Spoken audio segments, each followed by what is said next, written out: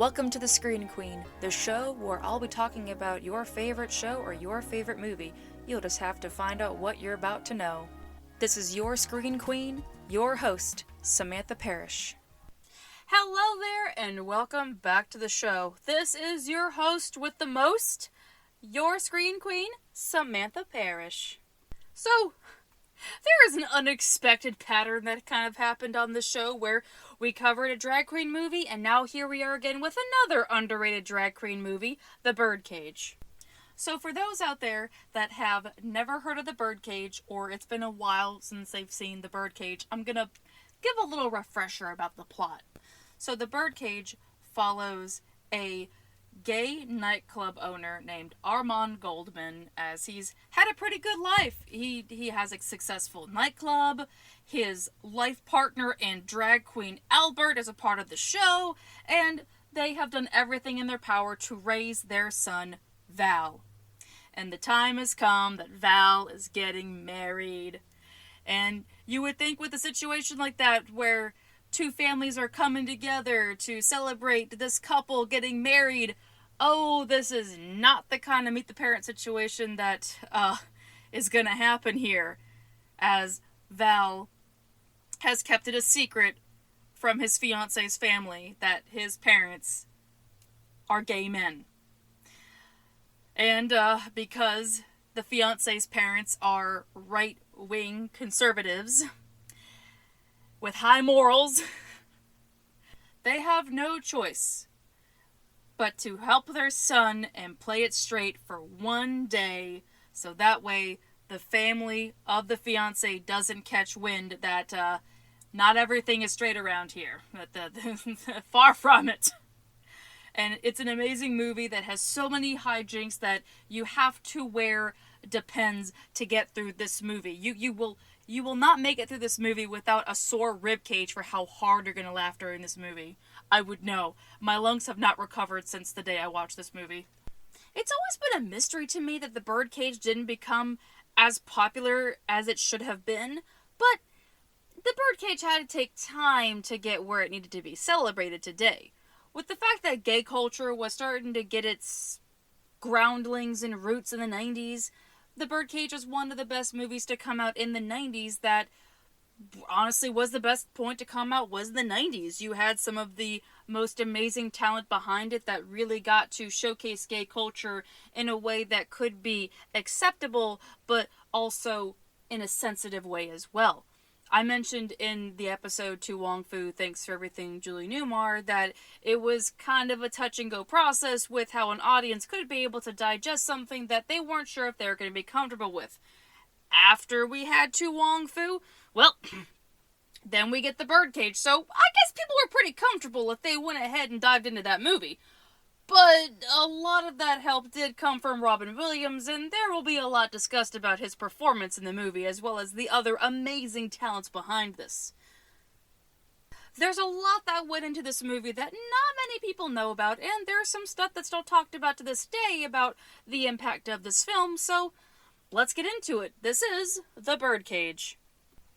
So I want to start this episode off with the amazing and dearly missed Robin Williams, and I hate to sound so sad doing that, but it's kind of hard to not be sad to talk about someone that can make you laugh no matter what state you're in. Robin Williams had a talent that cannot be replicated. Well, it can be replicated, but we only got one Robin Williams, and we'll forever miss him until the end of our days. He was a unique brand of comedy, and it was the perfect thing to put into a film like The Birdcage. But I do find it insanely hilarious that he went from being a cameo in To Wong Fu, Thanks for Everything, Julie Newmar, to being in a drag queen movie the very next year. The irony is so thick that not even the sharpest sword could be able to cut through it, because why would you cut through irony when that's literally a perfect parallel of what just happened there? It didn't need to be cut. You could just have this kind of be like a drag queen universe movie, and he was just like, maybe this is before maybe To Wong Fu was a prequel to The Birdcage. I don't know. I like to think of it like that. 6 years into the decade of the 90s, and Robin Williams already pushed out some amazing movies with doing The Fisher King in 1991, and then Aladdin the very next year, and then Mrs. Doubtfire in 93, and then in 94, I don't know if he did anything, and then finally in 1995 was like the year of the cameos with Tu Wong Fu and 9 Months. I don't know why it was like that, but I guess it's the way that Robin wanted it. But, then you have the Birdcage, and that was also a big dual year for Robin Williams because of him getting his contract back with Disney to do the third installment of the Aladdin movie. They even had to shoehorn it in there. Robin Williams came back by sugarcoating it to say, starring Robin Williams. Like, who the fuck cares about Aladdin and Jasmine? It's about Robin. And it is. It really is. But the Birdcage is such a special Robin Williams movie. Robin Williams has always dished out some amazing dramatic performances, but this is a different dramatic performance because he's playing a gay man. At that point in the 90s, that was uneasy waters to tread for someone to play a gay man. Sometimes that was career suicide. Look at what happened with Ellen and The Ellen Show. And I mean, The Ellen Show back in the 90s, everyone kind of suffered. The 90s was getting into an era where they were getting a little bit comfortable with it, and Robin Williams was kind of like the guy that held your hand to, like, get you through, like, hey, they're good people. Look at this man. He's gay, and he's funny as me. Which that's a story to unpack later on in the episode, so keep that in mind. We're gonna put a little bookmarker for that point. The way Robin Williams plays Armand Goldman is just the stuff of legends. As much as I love Robin Williams in Aladdin, I love him in Mrs. Doubtfire, I loved him in The Fisher King, I loved him in, Mork and Mindy. There's so many that I can't even name all of them. But Armand Goldman has a certain specific feeling to it that kind of feels like everything that Robin Williams has ever done is wrapped up in Armand Goldman. I don't know if anyone else has seen that, but that's personally the way that I saw it. I could see a little bit of Mrs. Doubtfire dashed in there. The genie was definitely dashed in there. There's a lot of realness that he brings to Armand Goldman, and it's not the first time that he's played a dramatic character. He knocked it out of the fucking park with The Fisher King, and then he really brought it on home with Good Will Hunting the very next year in 1997, but this was like the midway marker that you kind of felt like you had a trilogy of dramatic Robin Williams movies with The Fisher King, The Birdcage, and Good Will Hunting. In a way, it was all leading up to Good Will Hunting. This, in a way, was like the appetizer before we saw him really pull out the punches for Good Will Hunting. And I say that because of the way that you could watch a double feature of The Birdcage and Good Will Hunting and see the evolution of how Robin Williams was really coming into his characters to still have the comedic elements, but then still feel that he can easily gravitate to the dramatic performances where you can really get invested into his characters. Sometimes being a comedic person can be a double-edged sword, that people are just waiting for you to be funny, that they don't want to see anything else, they come for the laughs. And I say that on a personal note because I'm known for being a funny person. But then it got to a point that my comedic stuff was more known, that people were waiting for me to be funny. So if I was serious, people would just leave. People used to get a little cross with me when they found out that I have emotions, that I am not funny all the time. People used to just say, well, you're supposed to make us happy, you're supposed to make us laugh. I'm like, yeah, but I ain't happy all the time. There's a reason why I'm laughing about a lot of stuff, because I'm sad about a lot of stuff. And with the way Robin Williams creates a comedic character that validates his emotions, it really does pull things together to make a character that has these funny moments, but you also feel the weight of what he's going through. The way Armand is a successful business owner, and he is damn well funny with the way that he banters back and forth with Albert, but you really do see that he is very scared about the fact that his partner could be humiliated. The fact that his life is not suitable enough to be shown to his son's fiance's family.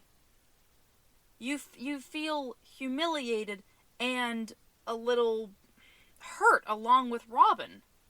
And he brings that into Armand. I absolutely love the line that has such a strong echo from the 90s when he says, "Big deal, I'm a middle-aged fag. I'm not going to live my life in the closet anymore." That was kind of a first. As much as that is a line that really felt like the voice for a lot of gay people that had suffered so much to be silenced, but you could also take that line in different varieties to feel that it's not wrong to be who you want to be, and someone can't take that away from you, but it hurts even more when it's your own family. And we've all had a moment like that. The way that Armand says that really says it for every one of us, whether we are gay or straight. We've all been hurt by our family one way or another because of our lifestyles. There's a lot that I just went into about Robin Williams, and it went on a lot longer than I expected to, but that's just kind of the thing about Robin Williams, is that you could go on forever about him with the way that he gave us such memorable characters. But I want to switch off to another memorable character, and that is the amazing and wonderful Nathan Lane. Now, it's not really known at that moment, but Nathan Lane was not out at the time of that movie, and it's shocking why he wasn't. Clearly he's gay, and you know it. You can see it in his performance. Despite the fact that he's playing a gay character, he still wanted to give off the appearance that he was just a straight person. He wasn't out yet. But it's not the first time that he played a gay character, which is kind of strange to me, that he's more known for this performance being the earliest, when the first time he ever played anything was in Frankie and Johnny, where he was the gay neighbor of Michelle Pfeiffer. And there was no hiding that his character is gay. And that's a lot for something in 1991. And then you jump forward 5 years, and here he is playing a middle-aged drag queen. Which is amazing, progressive, awesome. But at the same time, this was kind of a dangerous role for Nathan Lane. Because it was the second time he played a gay character, people were starting to see that maybe he was also gay as well. And this is something that has come up fairly recently. It's a resurfaced clip from the Oprah show back in 1996, where Robin Williams and Nathan Lane were both on the Oprah show to promote the Birdcage. And Oprah being, well, Oprah, she asks the hard-hitting questions, and she gets to the root of everything. And she point blank asked Nathan Lane if he was gay. Robin Williams saved the day and turned everything around, and he's like, "Oh honey, who isn't gay?" And bring the laughter, and totally derailed that question. He also mentioned in the interview, when he was reminiscing at that moment on the Oprah show, that he didn't blame Oprah for what she did, that she asked a hard-hitting question, but it still was a question. It seemed pretty obvious. However, it just was not the time or the place to publicly come out. So, Nathan Lane, he's a good sport. He didn't, sourly on it. He didn't think anything bad of it, but he knew that the situation was handled all thanks to Robin Williams. Nathan Lane was just going places back then. He was already in The Lion King, which shot him up. He was originally a theater man and had all these movie titles under his belt in the 90s, going from The Lion King, The Birdcage, Mouse Hunt, and leading that way into the 2000s to still have a prosperous career. And he wouldn't have had that if he was outed back in the 90s. It's a big thing to think about, because a lot of them, once they were outed, that was it. It goes back to the 1950s, 60s, that once they were gay, career was over. that fear was still felt in the 90s. They knew, despite the fact that progressive times were coming up, it still was too soon to be safe to say that they were gay. The way that Nathan Lane plays Albert is just a level of extra that not many people can do. There are some fantastic performances of gay characters. There are some that still shock a lot of people to find out that they aren't gay in real life. But with the way that Nathan Lane plays this character, you can definitely see why people question, like, are you really gay or are you not? Because you're too good at the way you're playing this character that truly does feel unique. The way that he plays Albert, getting extra about everything, is just comedy gold. I absolutely love every scene with him. It's hard to not love every scene with Nathan Lane. One of my favorites of all time is in the beginning of the film that I quote on a daily basis to the point that I want it written on my grave marker, is when he says to Armand, "You think you know everything because you're a man, and I know nothing because I'm a woman." And Robin Williams says, "But you're not a woman." And Nathan Lane just says, "Oh, you bastard!" Like, no one could do that but Nathan Lane. There's probably been a lot of people that have done their own reiteration and remake of it, but no! Nathan Lane. That scene is his. That scene is Robin Williams. It's just like how you could say, a certain role by Robin Williams can't be played by someone else. Well, the same thing goes for Nathan Lane. Not many other characters can be played by anyone other than Nathan Lane. And it's amazing that these two came together. And even though they never really did anything else afterwards, they still had that solid respect for each other. Just like with what I mentioned about Nathan Lane recalling the time that Robin Williams saved his career, and probably still thought about that every single day, knowing, wow, Robin Williams saved my career, so I could be able to be here with a prominent career. But there's one more thing I wanted to say about these two before I moved on to other points about this episode, is the fact that these two were such a wild card that many of the script had scribbles in it that just said, Robin goes off here, Nathan goes off here, Robin and Nathan go off here. The writers basically gave up, and they were totally okay with that. They're like, hey, this is comedy gold. They know the characters. They're playing the characters. That's all we want. The director had to put a sound blanket over his face because his laughter was too loud during the movie. This is the man that made The Graduate. And he couldn't take it. He was just weak from all the laughter going on during the movie with having two people that are essentially wild cards working together. I can't imagine what that would have to be like.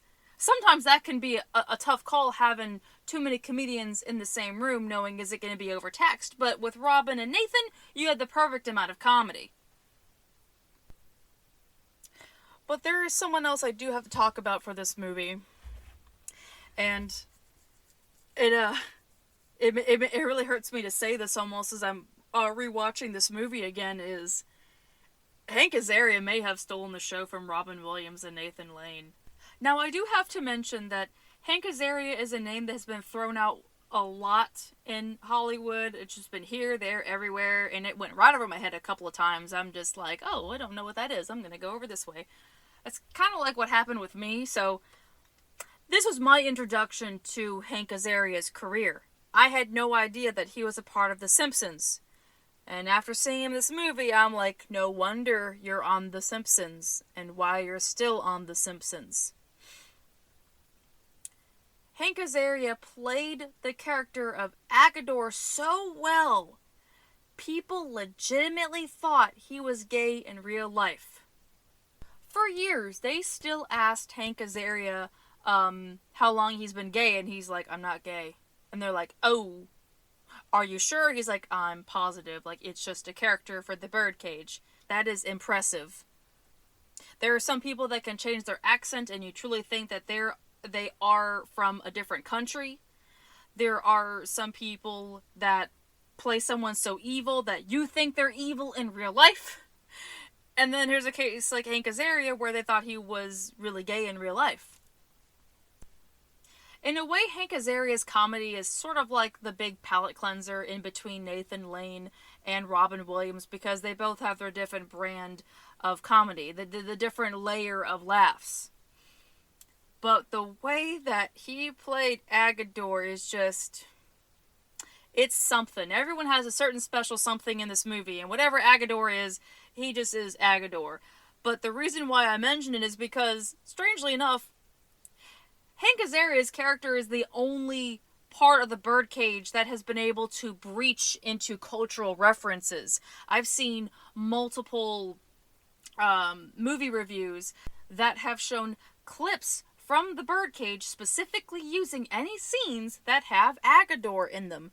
That is, again, very impressive that it didn't really get to where it had to go in terms of, like, gay and drag queen culture to really be referenced there. But the comedy element of the movie was the part that still echoed to be referenced so much. But, like my favorite saying, all roads lead back to the predecessor.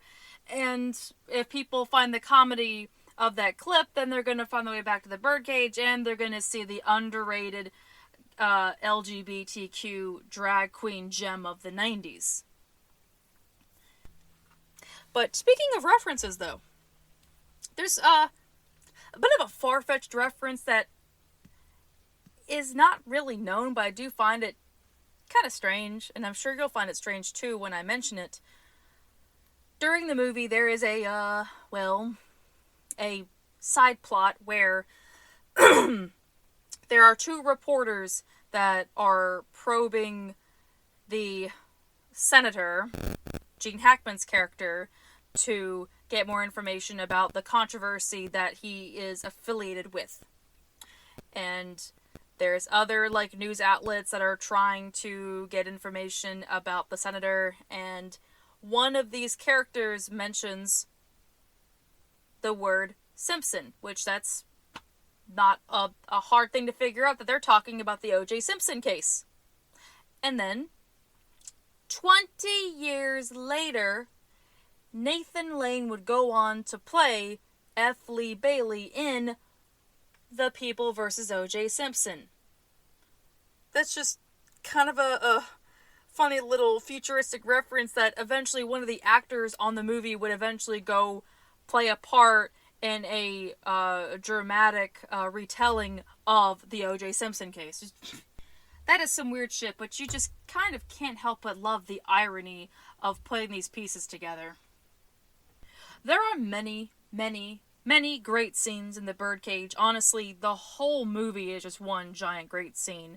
But there is a specific scene that sticks out above anything else that was not planned.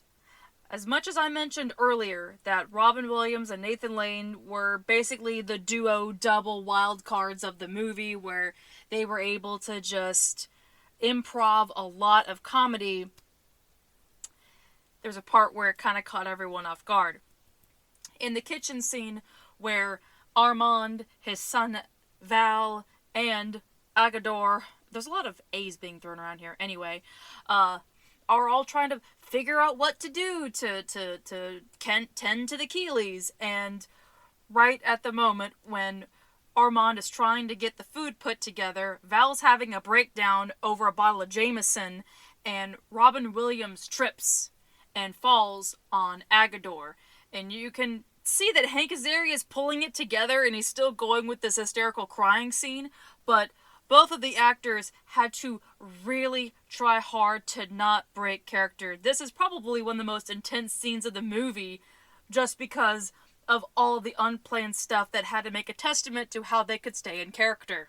Okay, so, I'll be honest. This next part I want to talk about, I have no segue for it. I just really want to talk about it. Now, it's a minor spoiler near the end of the film where there has to be some sort of solution to get the Keeley family out of the club without the press finding out about it. And the solution they come up with is something I could not have predicted in 1,000 years. When I saw Gene Hackman revealed in full drag, I howled with laughter to the point that I thought my lungs were going to fly out of my chest. I thought I was going to piss out my lungs with how hard I was laughing.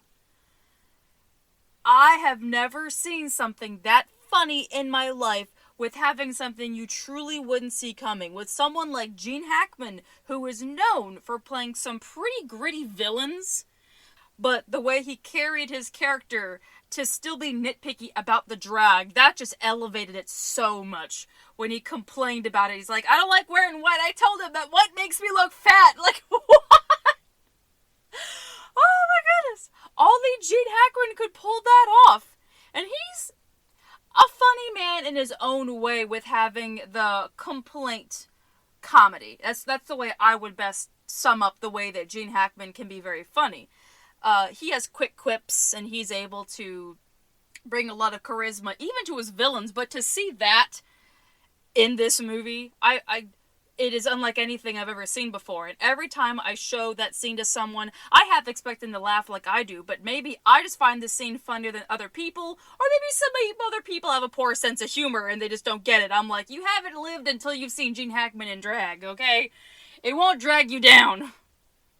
He is not unforgiven to have the absolute power in that scene. I just made a double movie reference of 2 Gene Hackman movies, and I'm very proud of myself for that. So, there's something that didn't really occur to me until I was rewatching the Birdcage, when I was watching the scenes with the character Albert and how he was doting and going on about Armand's son, Val, and the parental ways that Albert has with Val. Not being a mother, but still having a prominent figure as a parent. He even says in the film that he is called the auntie, to not encroach, knowing I'm not a parent, Armand's the parent, but I'm still here, and I don't want to take away the mother title from his own mother. Which is kind of sweet. It's not said directly in the movie, even though Albert and Val's mother do not really have a connection, but the respect is still there. He wouldn't take that away. It's an unspoken thing, but it's a wonderful thing. Looking at that, knowing that it's a same-sex couple in the 90s raising a child, and looking at the timeline, if Val is 20 years old in 1996, then, let's see here, we go through there, the beginning of the 80s and the latter of the 70s, they were raising a child together. It's still kind of unclear how long Albert and Armand have been together, except, they've been together for a surmountable amount of time. But that's a pretty bold move to have a same-sex couple raising a child and having that be the plot. And it didn't get canceled for it. That was a bold move. And gay culture had been given a lot of progression in the 90s as it was growing. There is a documentary that I encourage a lot of my listeners to watch called Tab Hunter Confidential that explains more about gay culture throughout Hollywood from the 50s, 60s, 70s, 80s, and then, of course, having a little bulk in the 90s to talk about where it was really progressing. But at that point in the 90s, the first half of it was kind of in some experimental times, where The Silence of the Lambs was the first one to really do some parts with gay culture and trans issues, and that didn't really go too well, and it kind of scarred some audience members. Didn't really paint a good limelight for people in the trans community back then in the early 90s and late 80s. Then you have a movie like Philadelphia come along in 1993, where that was bringing a spotlight onto the AIDS issue with having a character that is gay and dying of AIDS. And that could have been a major backlash, because back then no one wanted to talk about AIDS, but at the same time it's like these good people are dying, and they're being ridiculed just because they love someone of the same sex. It really tackled a lot of homophobic issues in a good limelight to make people realize that they were getting mad at someone for their life choices that had nothing to do with their own life choices. And then you get To Wong Fu, which progressed a really good limelight over the drag queens and their community and their way of life, and that they should not be ridiculed just because of their life choices for the creative ways that they want to live their life. And then you have the Birdcage, which basically put everything together. Having a same-sex couple, having a gay club, having a drag queen. This movie could have been overtaxing itself by putting in too many issues, but with the way that they were getting slow progression in the gay movement, an audience was going to watch this without judgment. Hell, even the tagline says, "Come as you are." It really is an unspoken mile marker in the 90s for gay culture, with getting to a point that they could be able to put a lot of certain lifestyles in there without having to get the backlash. It took a long time to get there, and the Birdcage became that beginning marker to show more movies or TV shows that you could have same-sex couples that adopt a child together. I don't know per se if the Birdcage really is classified as the mile marker, but looking at the timeline, it does seem to be an unspoken mile marker for that. But it still holds a special place for everybody that has seen the Birdcage, that it's a jack of all trades. It has a lot of humorous moments, but there's so many heartfelt moments that really echo for people that have a different kind of family, or that they're gay and they still love their family no matter what happens. I still love the part in the movie when Albert tries to play it straight, like the way the plot has to go, and it's just not going to happen. I'm glad they kind of knew it was not going to happen with Albert, but he still gave it a valiant effort to not be feminine and to wear a suit and to do what he can. And he tells Val and Armand, he said, "I wanted so much to help you." There's that level of hurt in a lot of people that they were still willing to give up being themselves just for someone else. It's such a strong echo to those out there that have suffered from that, whether they're gay or straight. I feel like that point had like a whole bunch of points mixed together, so hopefully that made sense. And I really appreciate the listeners out there that listened to that random spiel that came out of nowhere that was not listed on my points for this episode. But what can I say except the Birdcage is just a classic. It truly is a classic movie. There are movies that come out that get overtaxed in being quoted or the merchandise, and this is one of those movies that you didn't have to give it this over commercialization and just got to let the movie be a movie and travel through time to where it landed for certain people. That it's a celebrated movie that didn't feel like it got overtaxed. That sometimes you can have a movie that's been shown to death and it loses its love and magic, and since the Birdcage just existed in its time period to be enjoyed by so many people without having to be over commercialized, it truly does live on as a classic movie. And it really broke down a lot of barriers for being one of the milestones of the 90s to show a movie like The Birdcage that had so much gay culture in there.